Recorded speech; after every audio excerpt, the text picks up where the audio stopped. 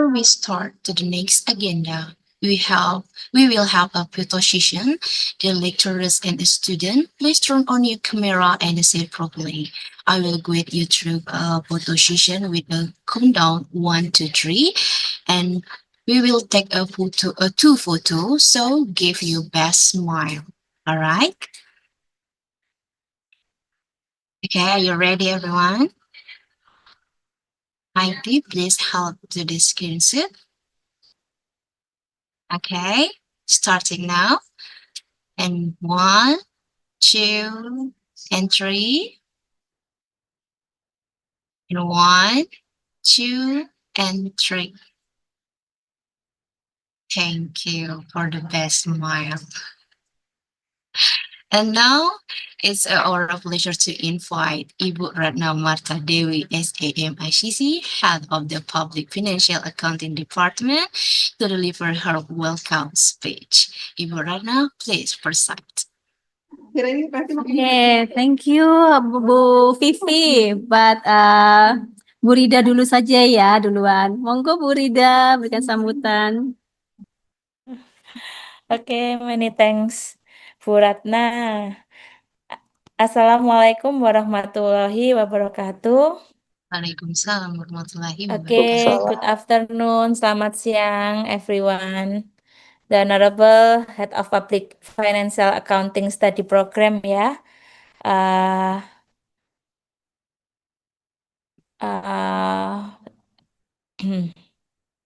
Wait. My voice is clear? Yes. Okay, thank you. Clear. Pardon ya. Good afternoon, everyone. The Honorable Head of Public Financial Accounting Study Program, Faculty of Economic and Business, Universitas Terbuka, Open University, Mem Ratna Marta Dewi. The Honorable Vogy Gautama Buanaputra, Ph.D, AFHEA Speakers in International I Lecturing 2025. Welcome, Pak Yogi. Okay. Yeah. Okay. The Honorable ladies and gentlemen, all of professors and fellow participants, good afternoon and welcome to International Lecturing 2025. First and foremost, I would like to extend my deepest gratitude for Universitas Terbuka from hosting this estimate event, especially for Public Financial Accounting Study Program. I am honored to stand before you today as Forum Public Accounting Lectures, or we can say FDAP, Forum Dosen Akuntansi Publik, representative in today's webinar on artificial intelligence in public sector. I think this webinar brings together leading expert, public official maybe, and here, researchers, practitioners, and discuss how AI can enhance efficiency, transparency, and citizen engagement in the public sector. From smart government to predict analytics in public health and beyond, today's discussion will provide valuable insight into opportunity and challenges that come with integrating AI into government system. I invite all of you to engage critically, ask questions, and share your insight through today's discussion. Let us begin the session with open minds and share commitment to better governance. Thank you and enjoy the webinar. Thank you, Mem Marta Ratna. Thank you so much, Rida, for your wonderful inspirational remake. Okay, next open remake, Ibu Ratna Marta Dewi, Head of the Public Financial Accounting Department, to deliver her welcome speech. Ibu Ratna, please proceed. Okay, thank you very much Bu Vivi dan Ibu Dr. Rida. Assalamualaikum warahmatullahi wabarakatuh. Waalaikumsalam warahmatullahi wabarakatuh. Good afternoon, everyone, and welcome back to the International lecturing series on Public Financial Accounting Study Program, proudly hosted by Universitas Terbuka and FDAP IAI KAPD. It's my pleasure to extend a heartfelt welcome to all of you, and especially to our distinguished speaker, Bapak Vogy Gautama Buanaputra, Ph.D., AFHEA, lecturer in the accounting department at Cardiff University, UK. Hello again, Bapak Vogy. Hello, Bu Marta. Hello, everyone. Yeah, it's an honor to have you with us once more, ya, Pak. Yeah, thank you. Thank you for inviting me again. Okay, a big thank you also goes to the incredible organizing committee for their dedication and behind the scenes work to make this event possible. And to all participants, thank you for your continued enthusiasm and commitment in joining us today.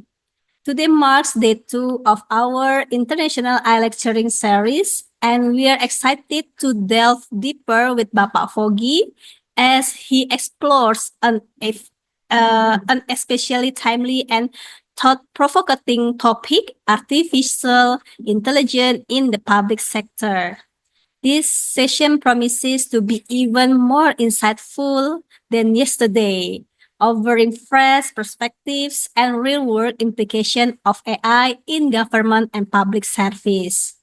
As a quick reminder, this international lecturing event is a part of a regular semester-based initiative designed to enrich our understanding of key areas in public financial accounting.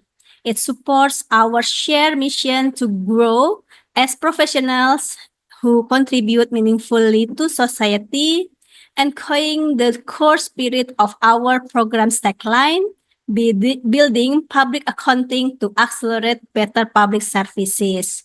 So let's make the most of today's sessions. I encourage you to engage fully, ask questions, spark discussion, and take this opportunity to learn directly from an expert in the field. Thank you once again for being here. Let's enjoy today's lecture and grow together in knowledge and inspiration. Wassalamualaikum warahmatullahi wabarakatuh. Waalaikumsalam warahmatullahi wabarakatuh. Thank you so much, Ibu Rana, for the opening remarks that have officially begun today's season. Okay, now we move on the main season delivery of the material by Bapak Vogy Gautama Buanaputra, moderated by Ibu Ria Eka Nindya, a lecturer in the public financial accounting moderator. Ibu Ria, please proceed. Okay, thank you Ibu Vivi Oktari for the slides. Assalamualaikum warahmatullahi wabarakatuh. Waalaikumsalam warahmatullahi wabarakatuh. Okay, let me introduce myself. My name is Ria Eka Nindya Widyaningsih, as a lecturer in the Public Financial Accounting and the moderator of the session. Good afternoon, Bapak Vogy Gautama and everyone. Back again in the international lecturing activity. Yesterday, we discussed about public sector budgeting, rational versus political processes. If I may remind you of the time of the first session, yesterday we discussed about rationally in budgeting, political processes in budgeting, and informal political processes that dominate and determine the direction of the budget. And today, we will be discussing an equally interesting themes about artificial intelligence in the public sector. Okay, Bapak Vogy, please process.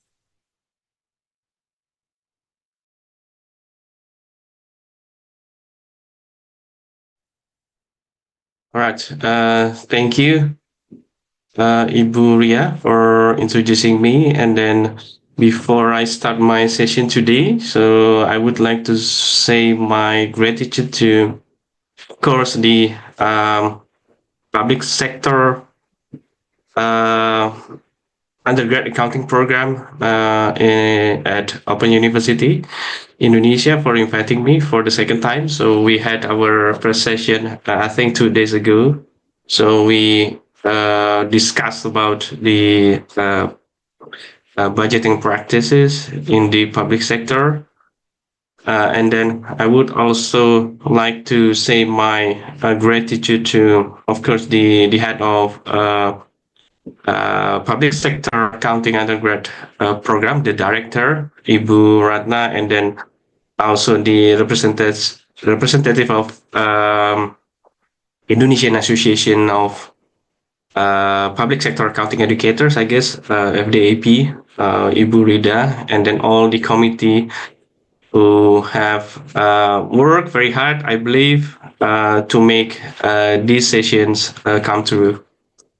All right, so I'll start my session today. So I'm going to discuss about AI, or artificial intelligence, in public sector. I'm not an expert, so before I start my session, I would like to make a disclaimer. So I'm not an expert in artificial intelligence, but I'm going to discuss what is the debates, what is the issues, what is the benefit and then disadvantage of having artificial intelligence in public sector. So I also focus my research on this one, but I don't. I will not talk about, very deeply about the technical details. No, because I'm not the expert. Just I want to give you a broad picture about how the AI is implemented in public sector organizations. Okay, I'm gonna share my screen. During my presentation, I would like also to present a video, some videos, probably one or two. Hopefully, it's gonna work. Can you see my screen? Anyone? Not yet, not yet. Okay, clear. Okay, is it full screen now or double screen? Full screen. Oh, is it already full screen, not double screen? Left and right. No. So it's only one slide, right? Yes. Okay. All right. This is the title of our session today. So artificial intelligence. I think in many organizational contexts, not only in public sector, the AI is still a very, very hot topic to be discussed, not only in the context of our practices, but also in the context of academic life, because a lot of research is going on artificial intelligence in corporations, in non-profit organizations, in public sector organizations, and then the AI itself is still developing. So up to now, and then there are a lot of variety of artificial intelligence in place on the market, and then our objective today is to focus on how this AI is used and implemented in public sector organizations. So as we discussed 2 days ago, when I talk about public sector, I'm going to refer to the government organization. So in this afternoon session, so when I speak or when I say about public sector is so it's interchangeably with the government organizations. All right, so it's not moving, it's moving. So I think is, as you also found in other organizations as well, not only public sector. So, this is a transformative technology. So with the purpose of having improve the bureaucracy process. Okay, not only in the public sector but companies, but in the context of government. So if you look at the main objective of having and adopting AI is to improve the service delivery I think Ibu Rida also mentioned at the beginning of these sessions, service delivery, and then improve decision making by the public sector official or public sector bureaucrats. So if we reflect on our last sessions, so we discussed about a lot of interests involved in decision making in public sector, especially in the context of budgets. So the next question is, if we let's say if we implement the AI in the public sector, can we reduce the involvement of political process in the decision making of the public sector organization? So the ultimate aim is, of course, to have better service quality outcomes that are more efficient and more effective. Less time to make decisions, it becomes more efficient and more effective. At the end of the day, it will reduce the cost of running public sector organizations, and then we can use the public money more efficiently. So there are two main backgrounds of adopting the AI in the public sector. The first one, of course, I think because of digitalizations in almost every organization, including in public sector, in government. So many organizations now, they are, I think since a long time ago, they are aggressively adopting information technology, digital transformations in their organization, including governments. In some leading accounting and public administration journal, they issue specific issue on the digital transformation in public sector, digital transformation in public sector accounting, public management. So because of these digital transformations in almost every part of government organizations, so the AI becomes more important, and especially so it is accelerated by the pandemic situation, during the COVID-19 situation, because as we all experienced before, the impact of the COVID, it almost influenced almost all aspects of our life, including how we teach, so in the context of university, and then how we deliver public services to the public. So if you remember during the COVID, so if you want to get the services from the governments, so we need to reduce the amount of time we have a one-to-one or face-to-face contact. So because of this kind of events, the adoption of AI is becoming more aggressively in public sector anywhere in this world. So I think these two main events has significantly pushed public sector organization anywhere in this world, I think including in Indonesia, to adopt the AI as a part of their bureaucratic process. So I want to present you some example of AI application in public services. I will discuss it in more detail later on. So just some introduction. For example, Han et al. To 2022. So they did research about blockchain to modernize the registers.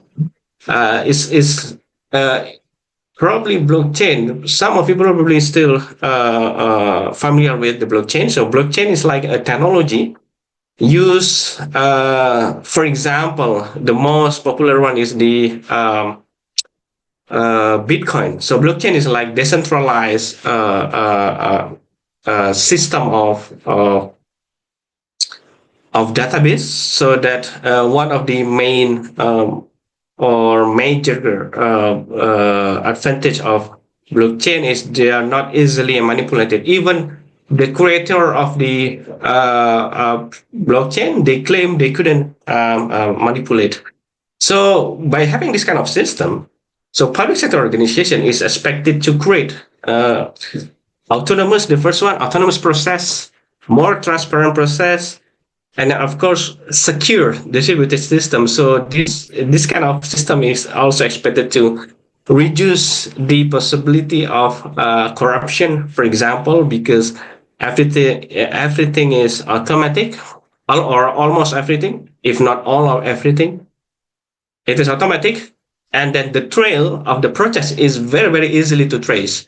So that it is also expected to reduce the amount of corruption, for example.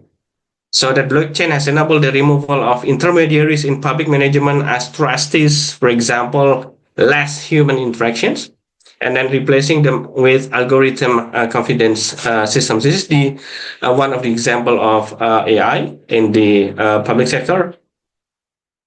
So it acts like a digital intermediary. So as we discussed at the beginning, the objective of this process is to low transparency, of course, the integrity as well, integrity of the bureaucratic process, and then traceable of data. As I said, having what is it? Having more blockchain in this context is expected to allow better transparency and integrity and traceable data. It's very easy to trace the trail of the data. So so we carry on AI as transformative technology in the public sector. So these movements around the world of adopting AI, so it leads most of governments anywhere in this world to make heavy investment, especially in AI. So some governments, so they make like AI labs.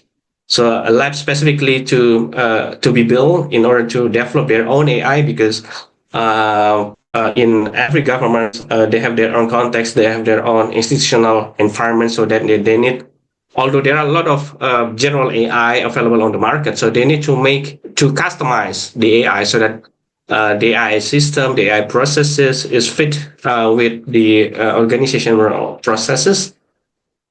So that according to literature in public sector, so the aim of these heavy investments, of course, to replace or to reduce. Replacing probably is too strong the language, but some literature say to replace.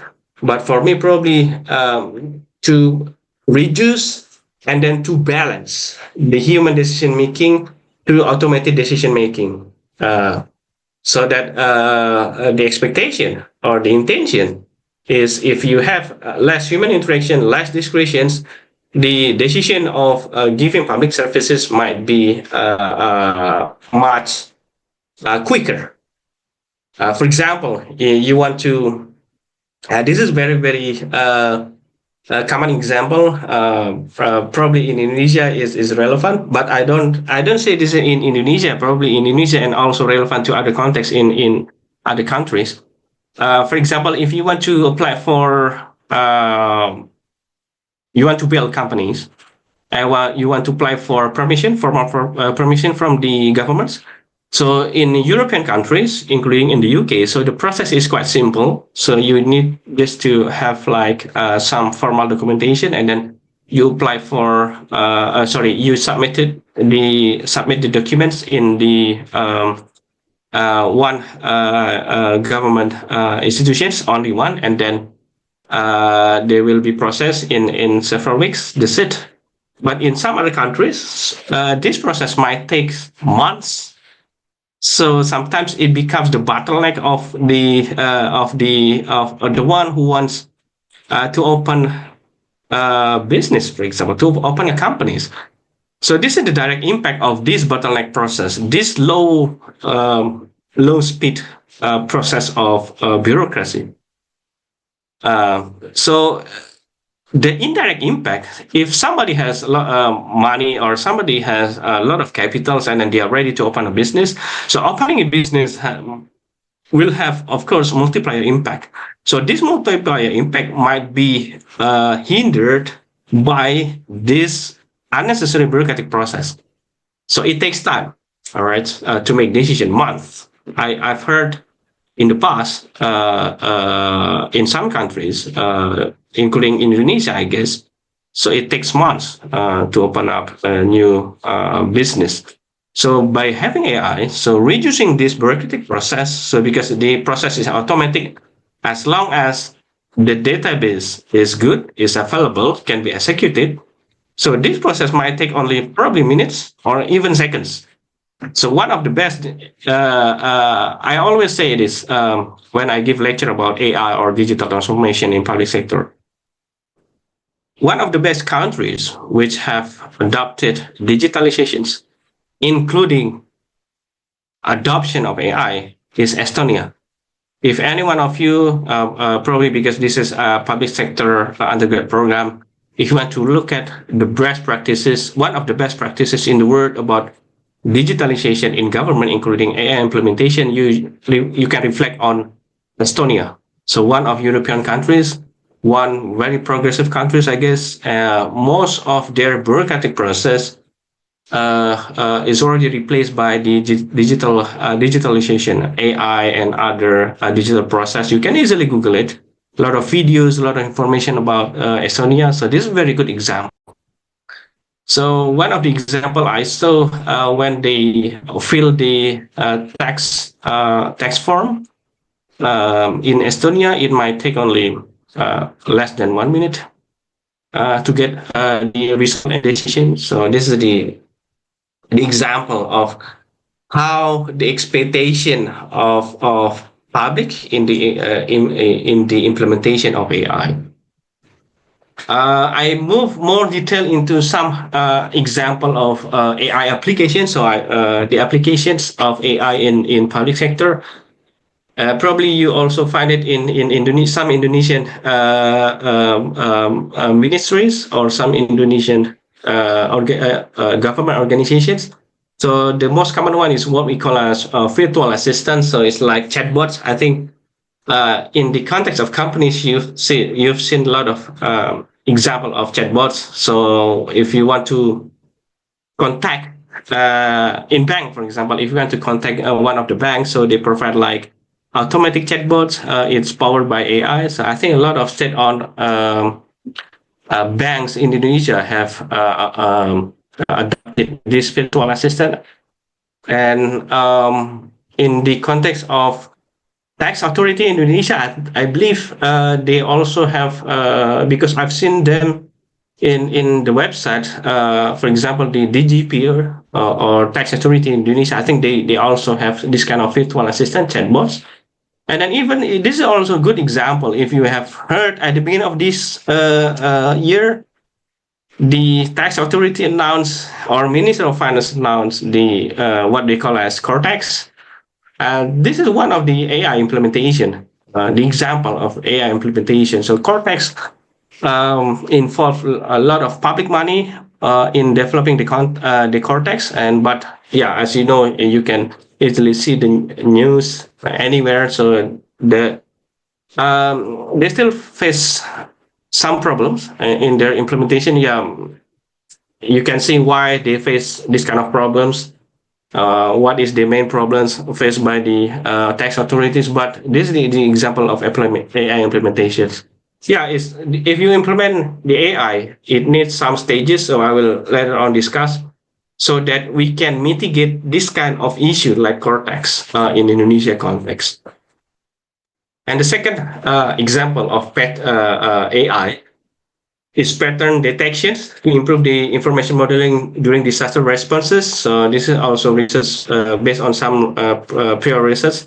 So this is a very good example of AI because pattern detection. So they might improve, for example, if there is a flood in somewhere in the countries, in Indonesia, for example, in some local government, so they can fit. If they implement AI, they can feed the data into the central database, and then they process what is the possible immediate impact of this flood, or what is the possible immediate impact of volcanoes. or what is the possible immediate impact of the main earthquakes? Because I believe at to now there is no technology which can detect earthquake in this world up to date. Up to now.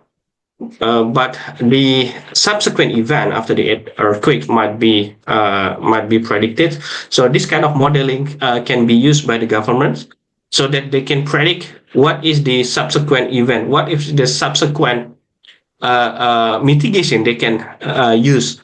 So this kind of process is very helpful for government because the process of mitigating and then how to face, how to cope with the disaster, for example, it becomes more efficient because the government can immediately act and can immediately do some mitigation activities so that in the perspective of financial management, so the budget execution becoming more efficient as well. So this is the impact. And the same also analyzes an early warning system to combat fraud and increase accountability event. So this is this is the research by my colleagues in Cardiff University as well, Bessie. For example, if we can imagine if all the bureaucratic process is automated, and then some people try to or hijack or try to deceive the system. So it might give early warning system to the system, and this is the part which might have more attention so that the auditors can see it immediately and then act to have mitigation activities so that before the fraud they can prevent the fraud, and that at the end of the day it might increase the accountability of governments. And then facial recognition for surveillance and security purposes. For example, in Finland's AI Aura strategy. So this is one of the main objectives of this application is to prevent the crime, so that it might very helpful for police. I'm not sure in Indonesia because I'm not familiar with the bureaucratic in Indonesian police. Probably they have this kind of technology as well, like facial recognitions. In the Western countries, for example, in the European countries, so a lot of facial recognition camera is fit in many public places. And then AI for fraud detection by tax administration, I think is the same as the previous early warning system. So this is very, very critical, especially in the stage of tax collection. So they try to in the tax collection, so they try to make the system more automatic, less intention between the taxpayer and tax collector or the government, so that less negotiation occur between these two parties, so that the AI might take over this process, so that it helps government to detect the fraud in the context of tax, for example. This is a paper by OECD. However, this is not without any issues. So the issues with this process, so I need to drink some water first. The issues is, what is the potential public value of automated public services? If you, for example, it is also related to the third point, potential dangers of machine taking on difficult human decisions.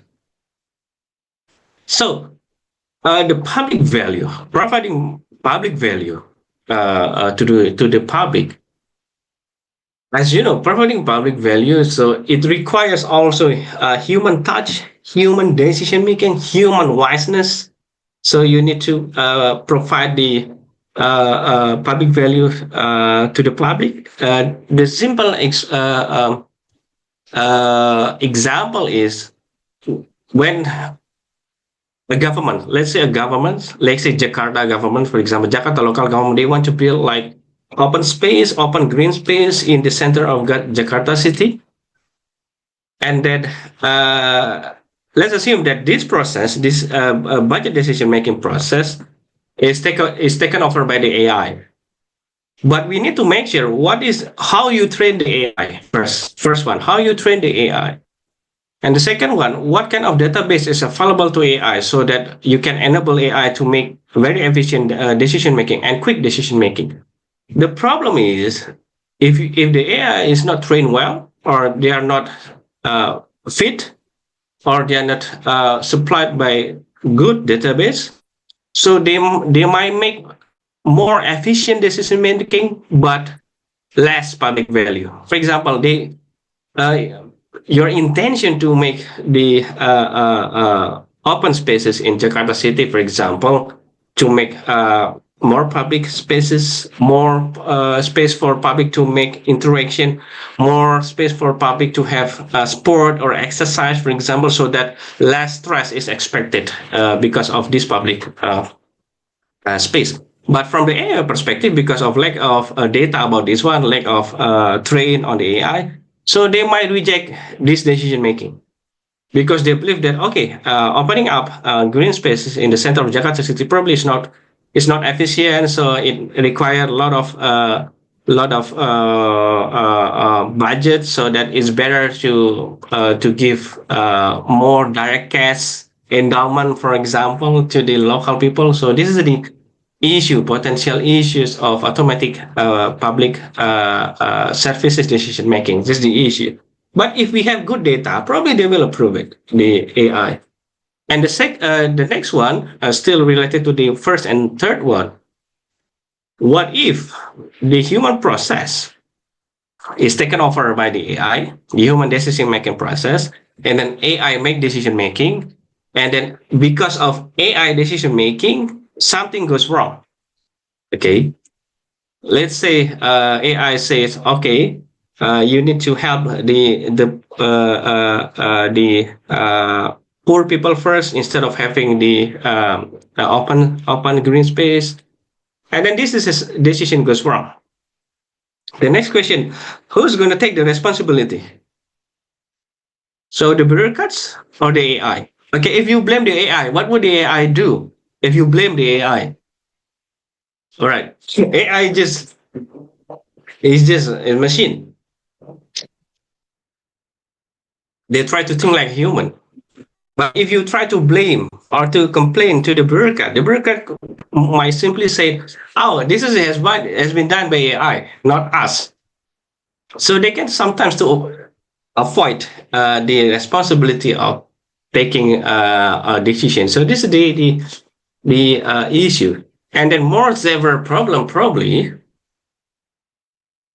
what if the government misuse the data? All right, because an ethical consideration, because AI also, if you train AI, they will try to update their database of AI, including any data available and can be accessible in public, including how some confidential data is supplied to the AI, because not data is publicly available, and then because the government want to train the AI, the government of course will supply the data. The next question is, who's gonna preserve the confidentiality of data? Who's gonna take action if the AI or somebody else who control the AI misuse the power to control the AI in order to do anything that might benefit particular groups of people? So it might occur, it might happen. So that this is the issues in AI, and then what does the actual implementation of this tool? So these 3 points are related to each other. Who's going to use it and how they're going to use it? Okay, that's the introduction of the pros and cons of the AI. And then this is some definition of AI in public sector. I tried because a lot of this definition of AI anywhere in the internet now, including in some literature. So in the context of public sector, there are some scholars try to define the AI. So, for example, system that display intelligent behavior by analyzing their environment and taking action autonomously. So this is the definition by European Commission 2019. I think is like 6 years ago. So 6 years ago, is been tried to be defined, and even 2015. So the AI is seen as the thought process. So the thought process, some things which can be can be thinking. They can think. The thought process and the reasoning the dimension and the behavioral dimension of humans that are then carried out by machines. So in a sense, how to make machines think like humans. So that's why previous literature tried to see the different approach to AI in public sector. The first one, machines that thinks like humans. The second one, machine that act like humans, so like robots. So we can imagine in the future a lot of front officers replaced by the robot, for example, because a lot of now in companies, so their front officers are replaced by the robots. Machines that think rationally based on rational decision making based on data, and then machine that act rationally, so less political intervention. So this is the definition of AI in public sector, but there is no single definition of AI in public sector, even in the context of a private sector. So they don't have a single best definition. So we just try to look at diverse definition of AI. But we can take one key point here in defining AI is like the machine that thinks or act like the humans. So we've discussed before the benefit of AI is like a more efficiency and effectiveness in the public sector decision making. So that is expected to improve service quality. So before I carry on with this one, I want to probably ask you, any of you have tried to use government services in your life? For example, you've tried to contact the government and you want to use the service from the government?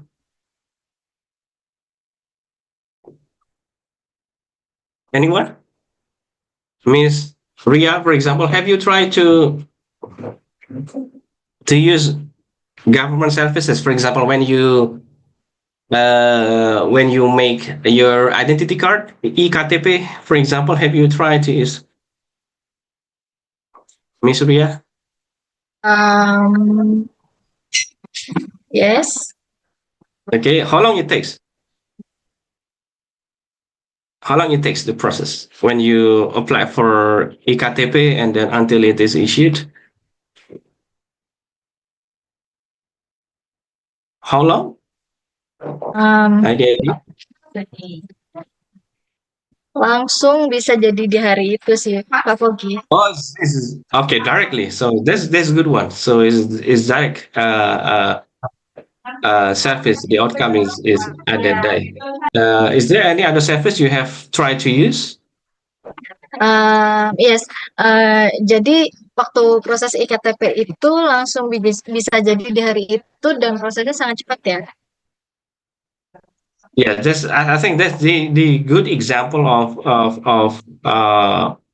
probably it's not AI. Probably it's just because the bureaucratic and digitalization of the government. So, like I said before, e-KTP, it's now becoming quicker if you want to have the e-KTP. But at the beginning of the introduction of e-KTP, it might take sometimes months to get the e-KTP. In the past, even have you ever tried to like certificate from the government or from the land authority or the BPN, for example? Any one of you had tried to use these services? I think if you want to issue in the context of Indonesia, I think if you want to make a certificate, land certificate, I think it takes time. Sometimes it takes time. Yeah. All right. So I will carry on. With the slide. Okay. Wait. Now I have video. Hopefully, I can share the video. Just very short video for you. I got it from YouTube. Hopefully, I can share my screen. Um, Not this one. Uh,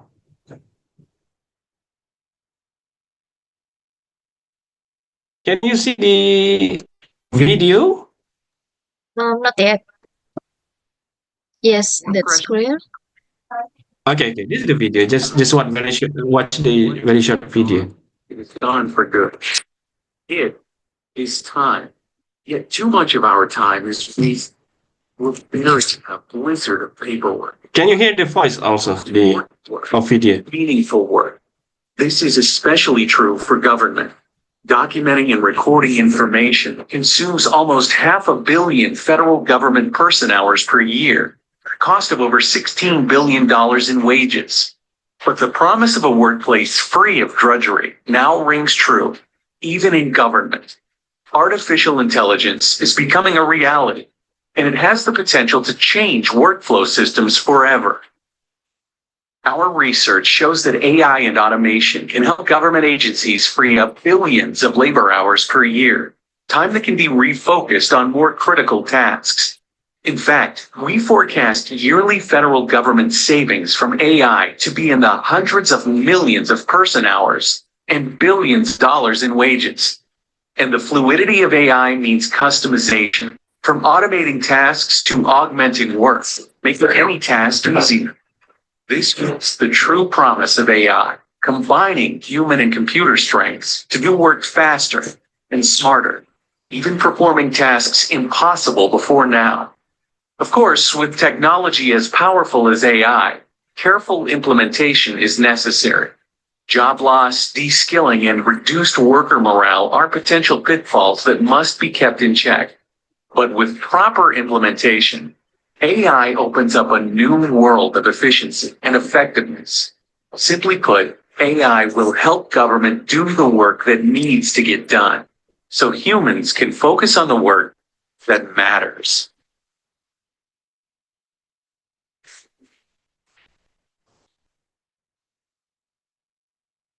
Okay, that's the example. So I took the example from Deloitte. So you can also easily see it on the YouTube channel of Deloitte. So I will carry on. So with my slide, that's the Hi video. there, I'm Katrina Perry, and this Oops, is sorry. the global story. At the height of the COVID-19 pandemic, the working Wait, world I went forgot to stop the video. workers, Wait. particularly white Okay, I already stopped, so I will go back to my slide. So as you have seen on the video, the benefit of AI, that summarizes the main benefit of AI, but I want to highlight the key points there.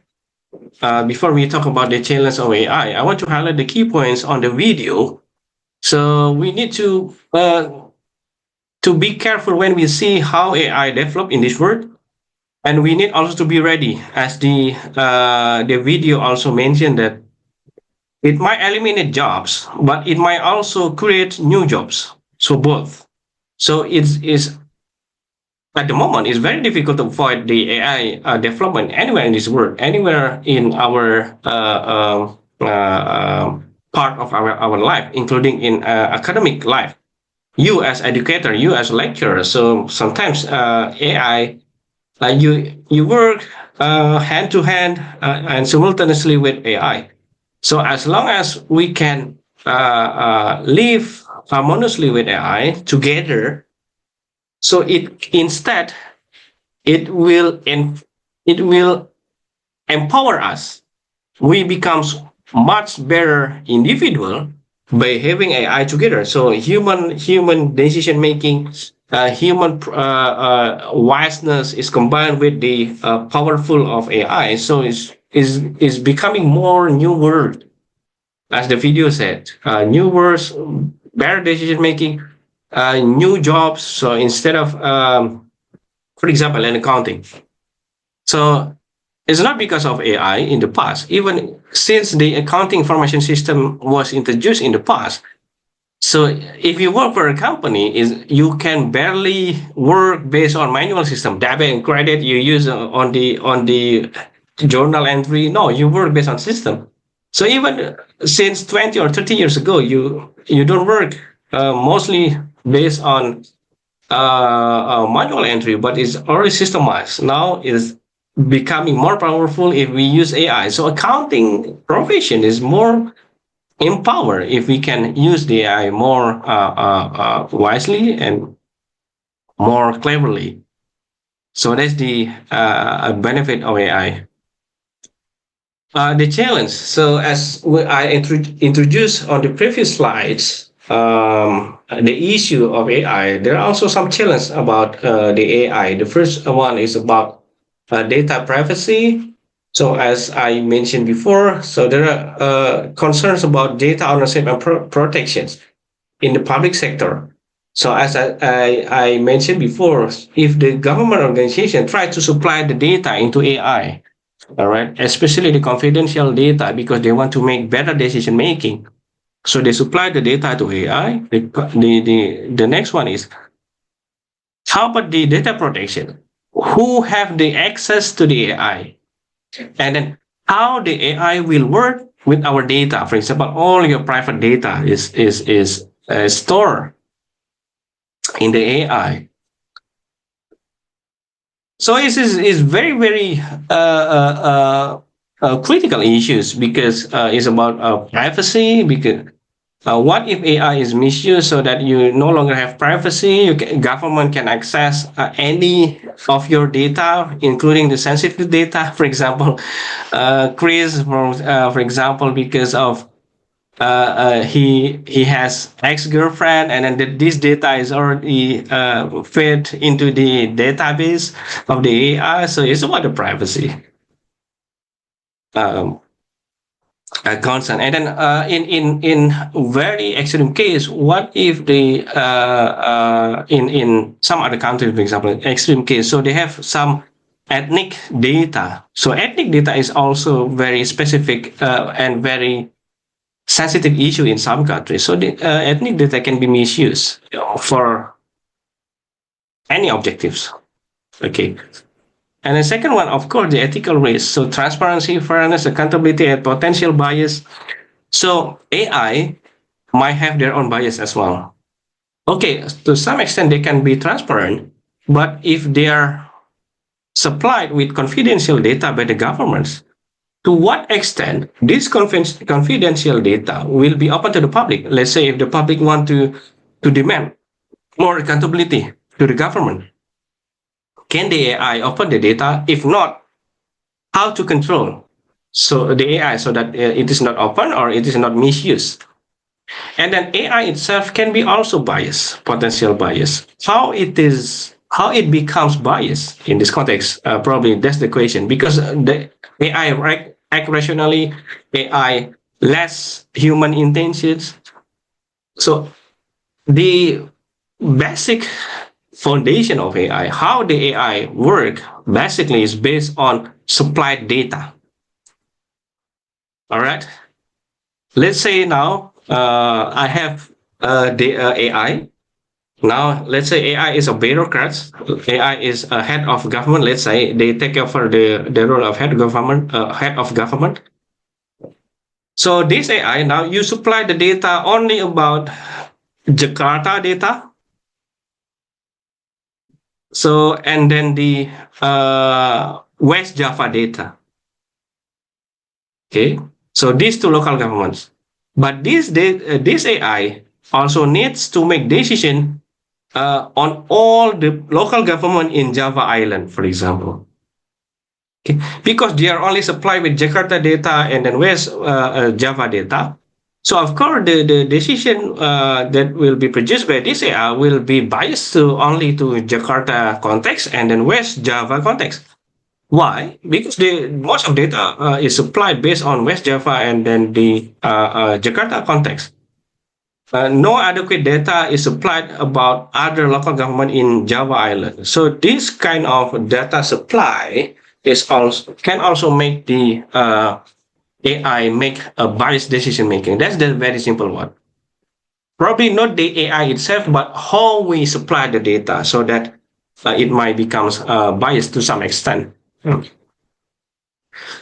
And then the next one is economic challenges, the cost and investment required by for AI implementations, privacy concern and data ownership. So we discussed before, and then financial considerations.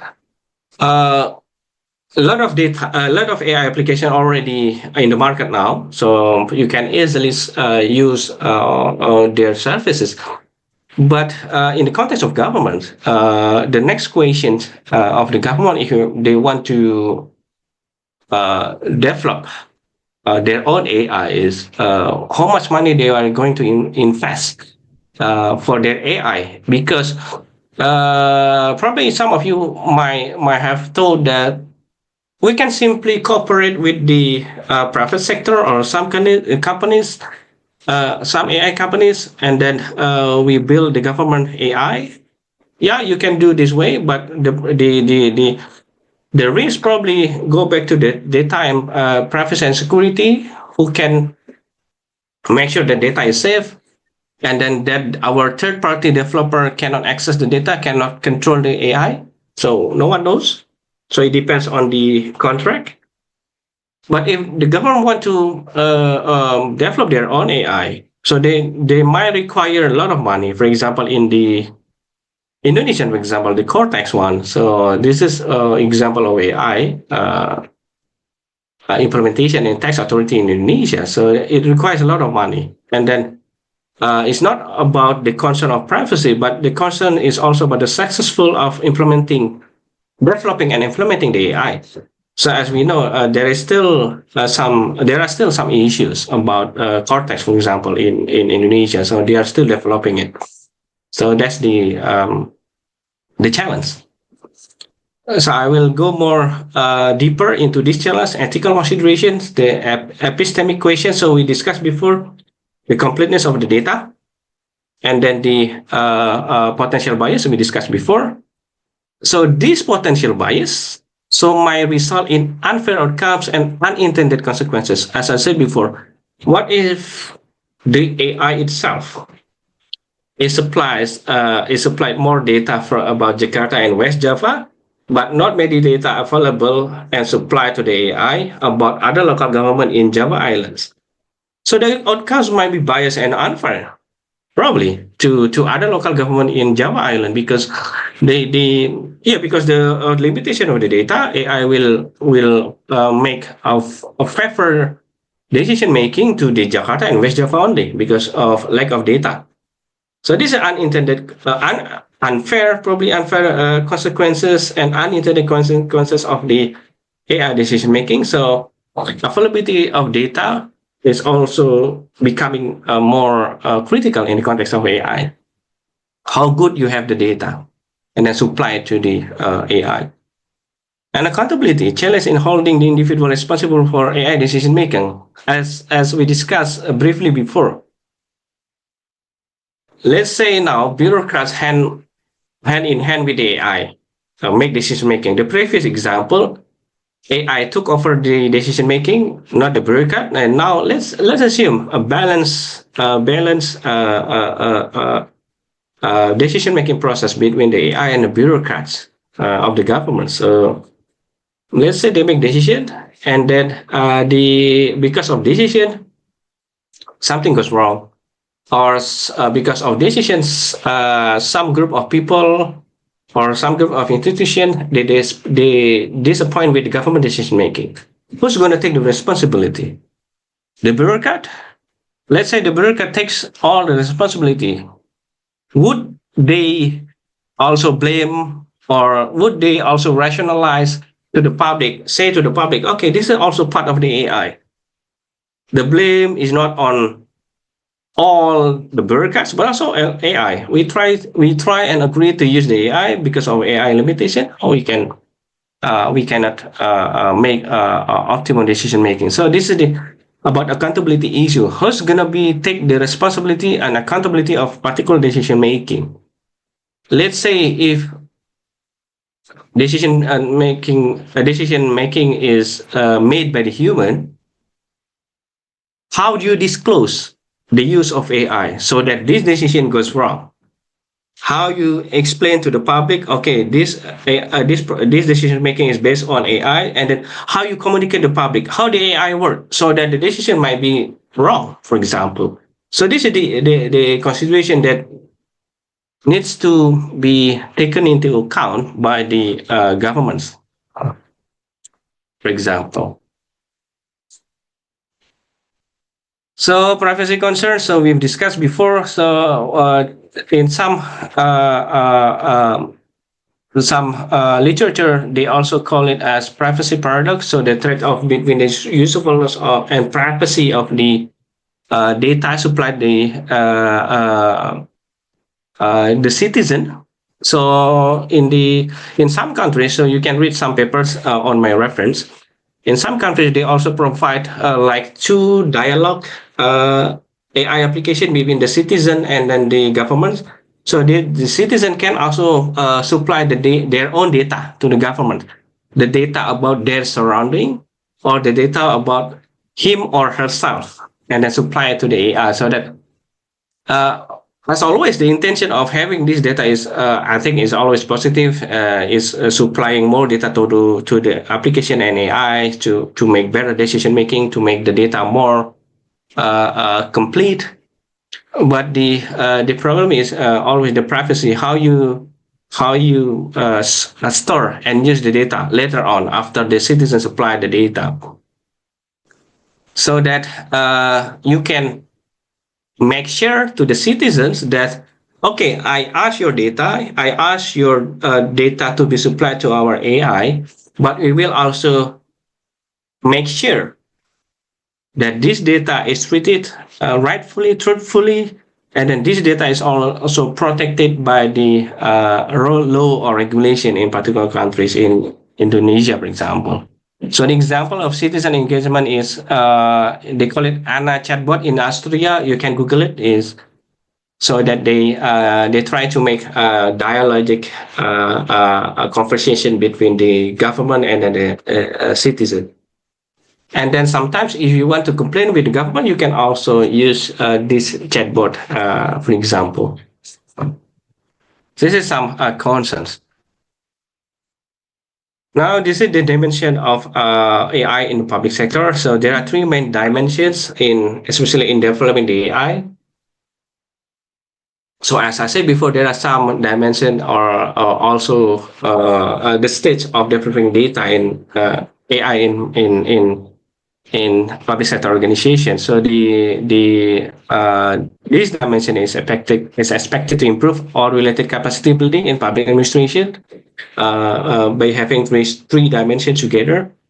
And then new organizational forms such as AI labs or other types of innovations. So is expected to provide safe environments so that the emergence of AI are tested and experimented with, so that the intention of this dimension, the government need to make sure that the development of AI first, and then later on the utilization is AI is in safe environment, and then to avoid potential issues we discussed before. So this dimension is expected to prevent such things. So the first dimension is what we call as technology deterministic dimension. So this dimension is like isolated experimentation of dimension. For example, a government or particular organization, they created a specific lab. They might call it AI labs. So then the environment is isolated. So they created in specific room, for example, or a specific lab, but it is isolated from the outside. So that within this lab, there would be investment, huge investment on the information technology, and then the technology itself to the government, and then make this environment isolated, and then you try to feed the data in this lab, for example, about public data, and then test the AI within this lab, how they make this decision. Okay, it is isolated, not open to the public, because they need to make experiment first in order how to see the process of AI, in order to gather the data, process the data, and then make decision based on data. However, the challenge is the acceptance of potential for IT failure. Why this is the challenge? Because this is isolated. Probably the problem or the data supplied to this lab is outdated compared to the real data in the field, because this isolated. And then because of the fast development of technology, the technology used within this environment of lab, probably they are outdated as well, because there is lack, again, this is isolated system, not open system, because they need to make sure that the system developed in the lab is good. But as you know, in the real world, the problems, the development of technology is also developing very, very quickly, very, very rapidly. So that is the limitations. This is technological deterministic dimension. And then we move on to the next dimension. So we talk about the technology. Now we talk about the data. So the second dimension, the first dimension technology, and the second dimension now is the data in use. So how you supply the data to the AI. So how you supply the data to the isolated experiment lab, for example, so that we can see in the isolated system how this AI how this application make the decision. If you feed with this kind of data, how the AI behave, how they respond with the data. Okay. Do they make rational decision making, for example? And then the more you feed the data to the AI, the better it is, because they will have a broader dimension of public service problem, for example, so that they can learn. Okay, this is the problem, and then how they learn this decision, the appropriate decision to the public. But again, it is also potential bias on the data supply and then power dynamics in AI. Let's say you supply the data based on particular local government only, but the decision needs to be used and to be applied to all local government in Indonesia, for example. The potential is biased. And then power dynamics. Power dynamics also is about how you interact. You have AI, but how you interact with other bureaucrats, for example. What is the authority between you as the bureaucrat and then your superior, for example, and then how the head of government, because this AI, who's going to use AI? A bureaucrat only or head of government? If so, how the organizational structure now, how the command, chain of the command or chain of the order between the government level, because of this AI, you induce the data. Okay, you supply the data. Okay, that's the second dimension. Now we talk about the overall dimensions. The first one, the technology. The second one, the data is used, and how these two dimensions bring about the transformations at organizational level of the government. So of course, on overall, so it is expected to integrate AI into existing bureaucratic routines. So you have AI labs specifically induce the data into these AI labs, and then you believe that this process has been successful. So the next dimension is how you implement this AI, the successful one, into the organizational wide. So you integrate this AI to all organizational process. Or alternatively, if you develop separate AI, how you integrate two or more AI system into one integrated system. So at organizational level. So this is the dimension. It might change the organizational process as a whole because of this AI. So that's the third dimension, the main dimension of the AI. The challenge of these organizational dimensions is already also mentioned in the video I presented. How you retraining workforce, okay, and adjusting human competency. So this is a very good word, I would say, because instead of how eliminating people, but how we now empower the people. So don't fire, don't fire the people, don't eliminate them, but instead how we retrain the workforce. How do we retrain? Because we already have AI now. The job, a lot of processes will be cut, will be eliminated. Of course, because these jobs or these processes have previously done by the people. Now the people will no longer need it in that process. So the next question: how you train it? Are you still willing to be trained? So it depends. Hopefully, regardless of the age, regardless of the education background, regardless of the experience, most of the workforce, hopefully, they are willing to be trained, because if the AI is implemented, probably they have no other choice. So they need to learn something new, or they need to learn how to harmonize with the AI. So that this is the challenge. And then, as the video also said, we believe that human competency will be increased, and then there might be new job creation because of AI, new job role. So, okay, because you are empowered, you are already empowered by the AI. I put you some case study here. The first one is virtual assistant. So we've discussed it before. So like the chatbots providing government informations, and then a lot of chatbots also in government websites. I saw it in the UK, for example. I think in Indonesia as well. There are some chatbots in government website. I think you need to try to tax authority website, as well as in some local government. I think they also develop AI. Sorry, the chatbot. This is the first case study, and then the second case study, pattern detection. We discussed it previously, very briefly. I put you a bit more complex example here. If you look at pattern detection, so how AI in disaster response and fraud detection enhance accuracy and early warning system. So this is the implementation. So they use the AI, sophisticated machine learning algorithm, to identify the pattern within complex data set in order to forecast disaster.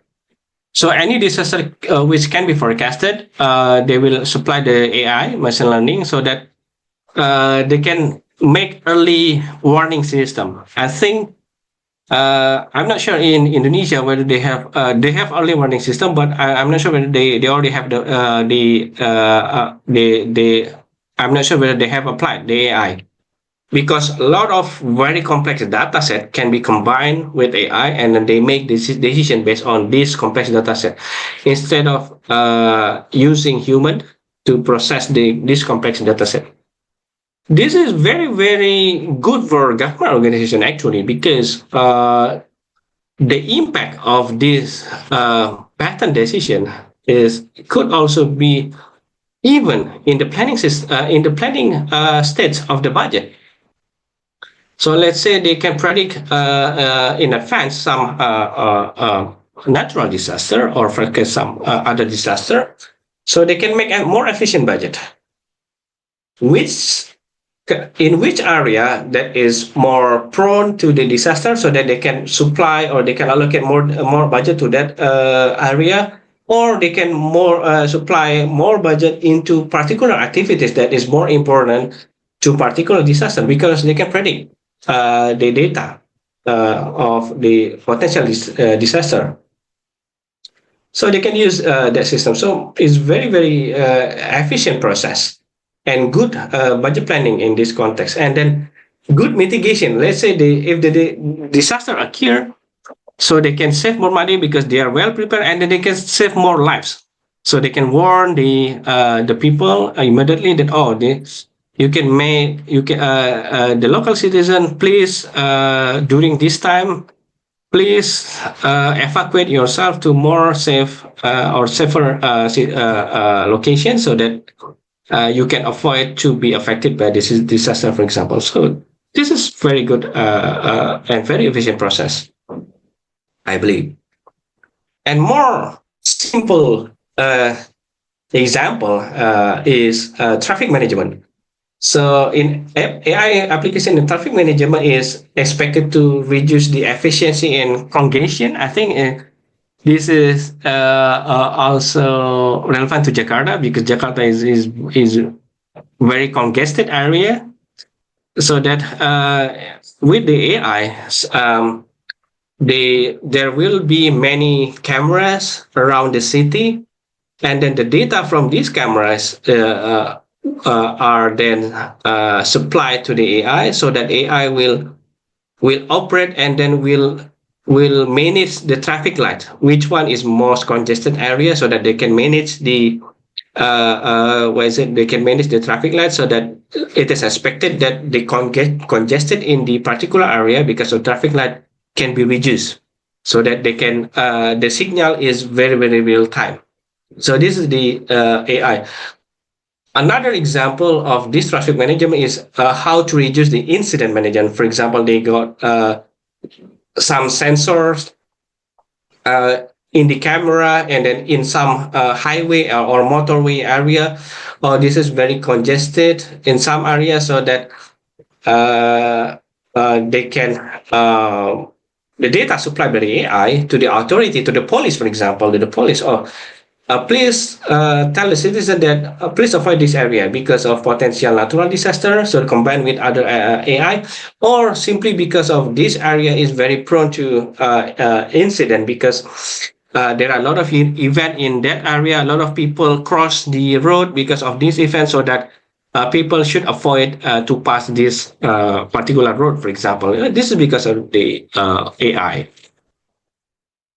So these three case studies I put on my topic today. So if you look at these three very simple AI application in the government, so this is very, very useful for government to make the decision making more efficient, more quickly, I guess, and then so they can save a lot of money, the public money. That's also the video by the way mentioned, $1 billion. Can you imagine? $1 billion is trillion of money in Indonesian rupiah. By simply reducing some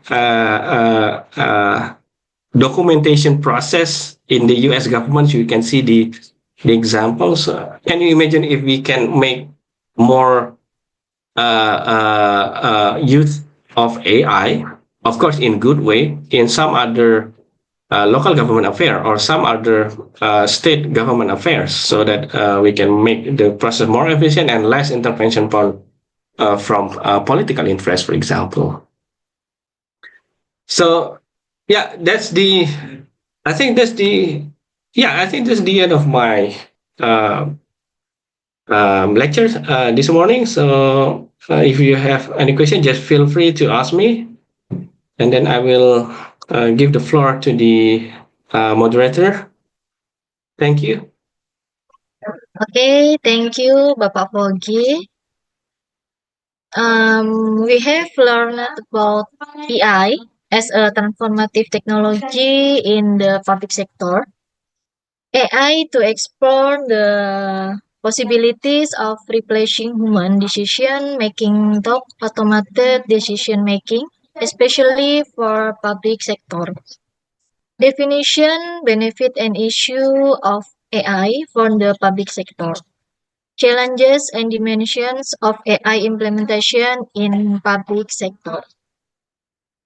After we heard a very interesting presentation from Bapak Vogy, let's proceed to the question and answer session.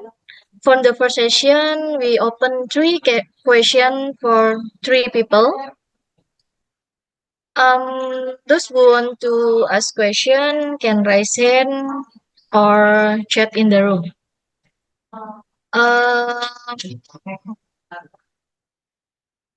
We have Question from the chat, we I have think. two questions from Bapak Chris and Ibu Hurian Kamela, and when sharing experience from Ibu Fitria from UT Banjarmasin, she asked, I read from chat room. Okay. Ibu Fitria asks, I use the Coretax system for my daily work.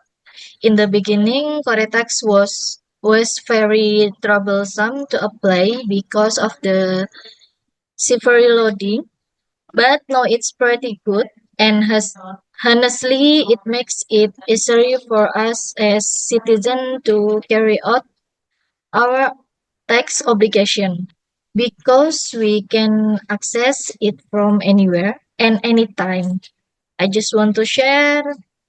Thank you for attention. Sorry I can talk because I'm still working. Oke, Ibu Fitria, terima kasih. Ini menjawab pemaparan yang tadi sudah diberikan oleh Bapak Vogy dan terkait dengan video ya Pak. Makanya Ibu Fitria menceritakan bagaimana pengalamannya di pekerjaannya saat ini. Oke, thank you Ibu Fitria. Mungkin ada masukan dari Pak Vogy atas cerita pengalaman dari Bu Fitria. Silakan Bapak. Okay. Thank you, Ria, for the question. So I'm gonna ask. I saw here three questions. The last one from Bu Fitria, and I'll start with the first one from Chris. Yes. Thank you, Chris. Based on my experience, based on your experience, how do budget constraints affect decision around infrastructure improvement to support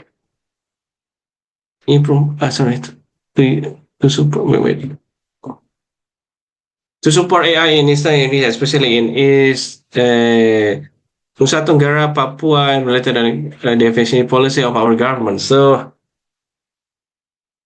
actually, this is very. I have normative answer to your questions, but this actually is very good question. So I'm gonna give you some normative answer. Yeah, based on literature, I think not only in Indonesia, anywhere in this world, we are concerned with resources, as we discussed in our first lecture. A lot of discussion, a lot of debates, a lot of political processes in the budget decision making because of limited resources. One of the main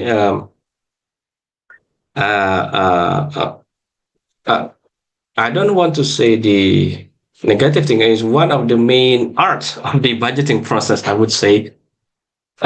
With respect to the Eastern Indonesia, development of Eastern Indonesia, I think the government of Indonesia, so they need to focus on developing AI implementations which is accessible to anyone in Indonesia. So I don't want to say infrastructure improvement. I don't want to say AI itself in Western Indonesia. Eastern Indonesia, but how to make the AI is accessible, or in general, not AI, in general, the public services is accessible to anywhere in the country, anywhere in Indonesia. That's on the one hand, I believe. So what they should do is, of course, if we take it very seriously, anywhere in this world, we are moving to digitalization, including AI. So we need to build a basic infrastructure.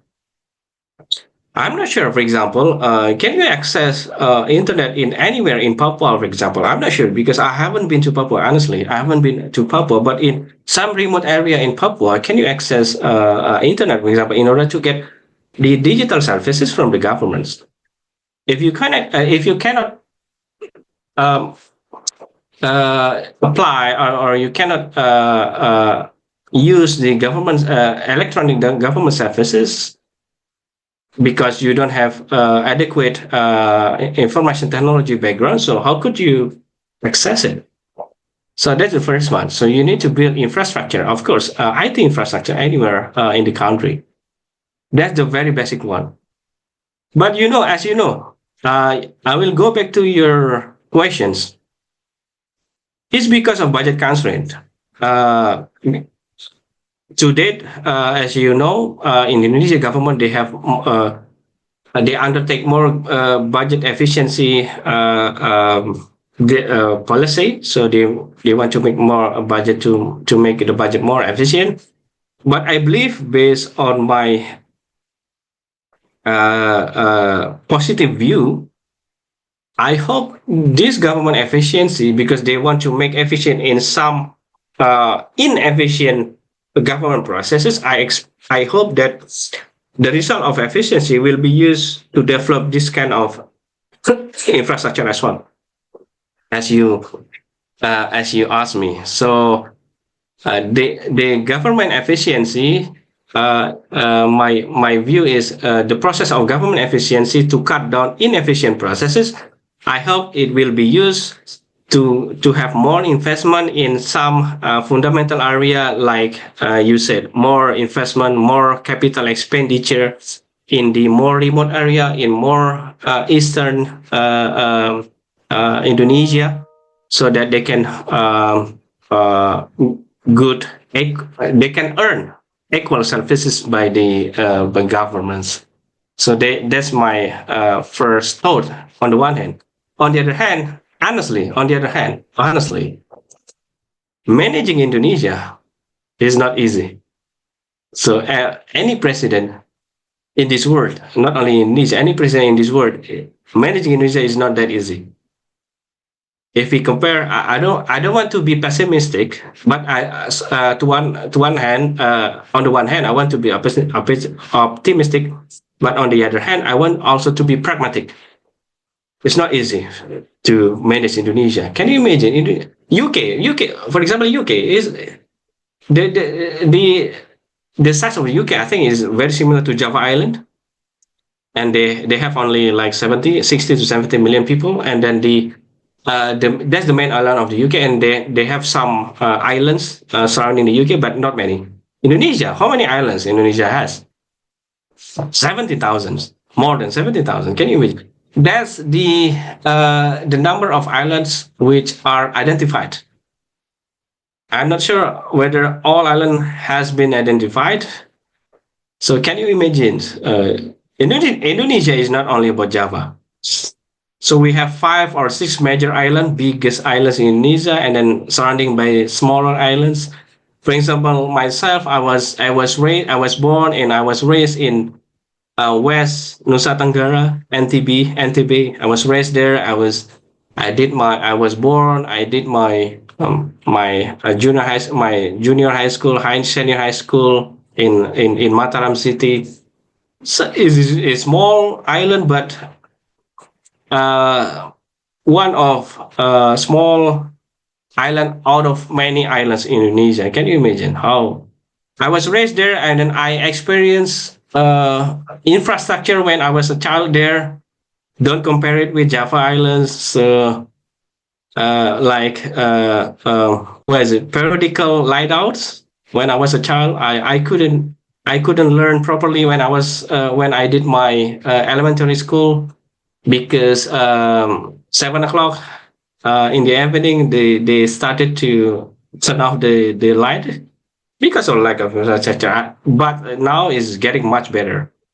So can you imagine 17,000? So that's only one island example. But can you imagine 17,000? How to manage 17,000? island. How to connect them? So probably one of the best way is to connect those islands by using the technology, by using good technology infrastructure, investment, capital expenditure, and then connect them with the technology, connect them with AI, so that in remote area, for example, the people can access the internet and then can access the public services. So that's one of the good ways, I believe. So we can have some discussion on it later on. That's my answer for this first questions. And then I move on to the second one. My opinion about future accounting graduates, especially in 2013 and beyond. Is there any chance accountants will actually be replaced by AI? So we need to have separate lecture about this one. We need to have separate discussion. But if you ask me, I like to be optimistic, as I mentioned about the implementation of the AI in this world, in public sector especially. But for my perspective, I don't think accounting profession will be replaced by the AI or by the information technology. Instead, I've read so many papers which very optimistic about the future of accounting graduates. So that's why instead we need to make our program relevant. That's my key point. Okay. What is even by relevant? So you need also to make like the program which might equip your students with the probable future job in the future. Okay, like accounting graduates will work hand in hand with the AI, for example. So a lot of paper mention that there might be new role of accountants in the future. You will be taking more like consulting role in the company because you don't need to deal in day-to-day basis with the recurring transaction, but how you process the output of this information. So it can be easily processed by AI. But the next one is how you process that information. How do you detect potential problems? Okay, produce and the data produced by the AI. How this is the potential problem, this is potential market, this is potential advantage we can gain in the future. So that's your rule, because you understand the data, you understand the financial flow of the company, of the organization, so you can make good use of this data. So instead, I believe that if you can keep with the development of technology, development of AI, instead, you will have new roles in the organization in the future, okay, for the accounting graduates. But provided that, please update your curriculum to equip your students to be ready for the future challenge. So I want to say a very good example of updating curriculum. I would say UGM, the accounting program at UGM. It's not because I was there. I was also the director of the undergrad program, but I know them very well. A lot of good people there, and then they prepare the program very well and to make the students more ready. So you can reflect on UGM, for example. Look at their curriculum, their accounting curriculum. I think it's still the best in the country, or even in ASEAN, because they try to integrate some AI and information technology into their curriculum, so that they are more equipped. Even in the UK, I compare the curriculum in the UK. Okay, they still talk about information management information system or accounting information system, but they don't talk much about AI. They talk AI more on at master or postgraduate level, but not many in the undergrad level. So this is very good example if you want to make your graduates to be more relevant in the future. So that's my answer for the Hurian Camilla question. And the last one, yeah, I'm quite happy with Bu Fitria comments, because Fitria gives an update about the Cortex. That's very good one because I also follow even I followed the development, some development of Cortex before they were launched. I was involved in some discussion with the Ministry of Finance, and then my recommendation at that time was also to give more AI implementation in the bureaucratic process of the tax authority in the Ministry of Finance, and then they also told me that yeah they were developing Cortex, and then they at that time it would be launched very soon. And then yeah, I'm quite happy with this process because even in Banjarmasin, right, in Borneo Islands, Banjarmasin, at the beginning it was troublesome. As we see in a lot of news, but now they are improving. That's very good one, and then the process is is uh, is very very efficient, and then now what he says is pretty good, and honestly it makes easier for us citizens. So this is direct citizen input, direct citizen comment, direct citizen feedback. I think hopefully this lecture is heard by the Ministry of Finance or Tax Authority in Indonesia. This hey uh, you've done good job. I mean, we need to appreciate our government as well, not only criticize them. We can criticize the government. We need to be fair. Not only how government treat us, but we need also to be fair to our governments. Okay, they provide, okay, they make us this point to some extent at the beginning of the launching of the Cortex, but they improve as Bu Fitria said, they improve and they even make life easier, carry out our the tax obligation. I believe Bu Fitra is an entrepreneur dealing with the most of the tax processes, tax bureaucratic process, and then easier. So we need to appreciate the government as well. So to some extent, high Ministry of Finance, especially high tax authority DJP in Indonesia. You've done very good job. At least you have improved.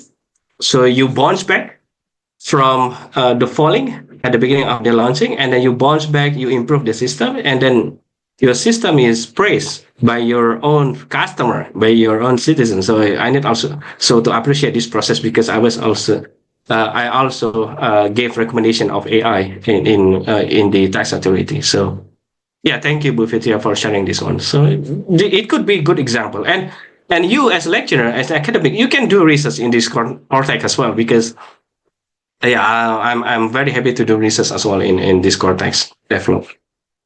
All right, I think I've answered all the questions, so I will give the floor to the moderators. Okay, thank you Bapak Vogy for the explanation.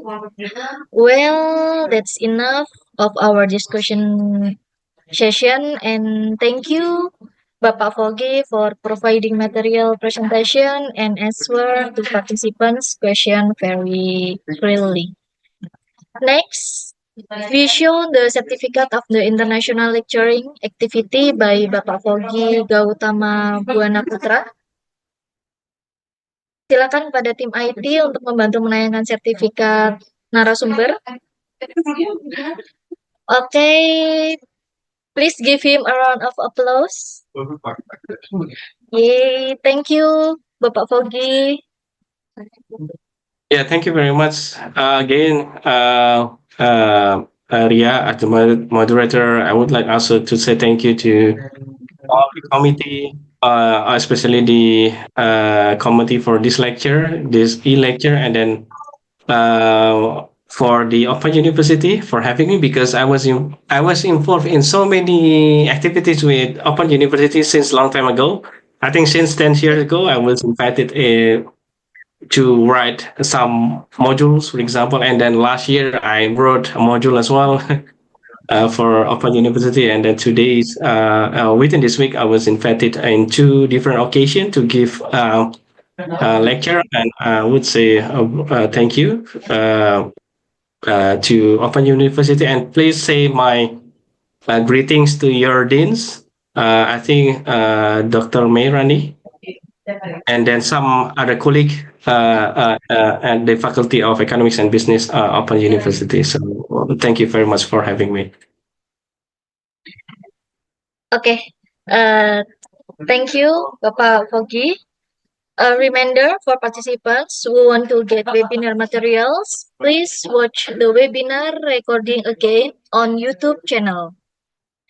Thank you. I return the next event to Ibu Vivi Oktari SMC. Thank you and wassalamualaikum warahmatullahi wabarakatuh. Thank you so much, Bapak Vogy Gautama Buanaputra, for the delivering such an insightful and entry presentation, and also Ibu Rian Kandinya. Thank you. May it deepen the knowledge and broaden the horizon of the student present today. With the realizing it, we have reached the end of today's event. Let's close this season by saying Hamdallah, Alhamdulillahirabbil Alamin. As the host, I would like to apologize for any mistake made during the event, and I ask forgiveness from Allah Subhanahu wa Ta'ala. Wabillahi taufiq wal hidayah. Wassalamualaikum warahmatullahi wabarakatuh. All right. Thank you, everyone. See you again. Bapak Bye. Vogy. Thank you, Bapak Vogy. Thank you, Ibu Vivi. Thank you. Thank you, everyone. Thank you, Bapak Vogy.